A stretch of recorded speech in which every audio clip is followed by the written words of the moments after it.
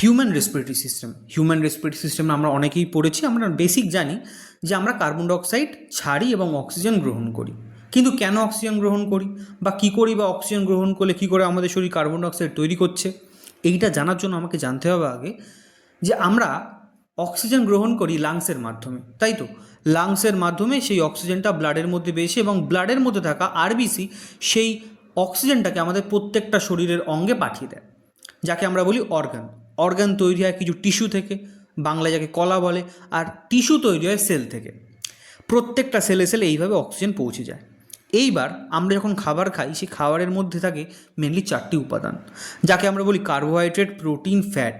ঠিক আছে, এই খাবারগুলো স্মল ইন্টেস্টাইনে ডাইজেশনের পর অ্যাবজর্পশনের মাধ্যমে ব্লাড ক্যাপিলারির মধ্যে চলে যায়। আর ব্লাড ক্যাপিলারি সেই ওই মলিকিউলগুলোকে, মানে প্রোটিন, কার্বোহাইড্রেট, ফ্যাট, লিপিড, এইগুলোকে সারা প্রত্যেকটা অঙ্গে পাঠিয়ে দেয়। অঙ্গের ভেতরে থাকা কোষগুলো সেই উপাদানগুলোকে গ্রহণ করে। এখন ধর তোর কোষের মধ্যে চলে গেছে কার্বোহাইড্রেট, ওখানে অক্সিজেন উপস্থিত ছিল, যেটা লাংস আমাদের রক্তের মাধ্যমে, মানে আরবিসি যেটাকে ক্যারি করে নিয়ে এসেছিল, প্রত্যেকটা সেলে সেলে পৌঁছে দিয়েছে অক্সিজেন। এইবার ওই কার্বোহাইড্রেটের সঙ্গে অক্সিজেন রিয়াকশান করবে, তৈরি করবে এটিপি আর কার্বন ডাইঅক্সাইড।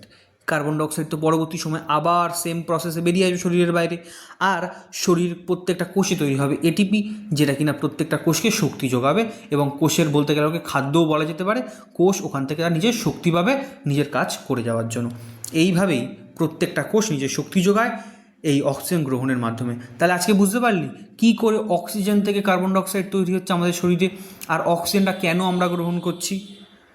আমি পরের সোমবার, মানে এই রবিবারই, আমি একটা ভিডিও পোস্ট করব রেসপিরেটরি সিস্টেম নিয়ে, যে হিউম্যান রেসপিরেটরি সিস্টেমে কী করে কোনো হিউম্যান আমরা অক্সিজেন গ্রহণ করি আর কী করি বা কার্বন ডাইঅক্সাইড ত্যাগ করি। যে প্রসেসটা আমি পুরোটাই একটা ডায়াগ্রামের মাধ্যমে তোদেরকে বোঝানোর চেষ্টা করব।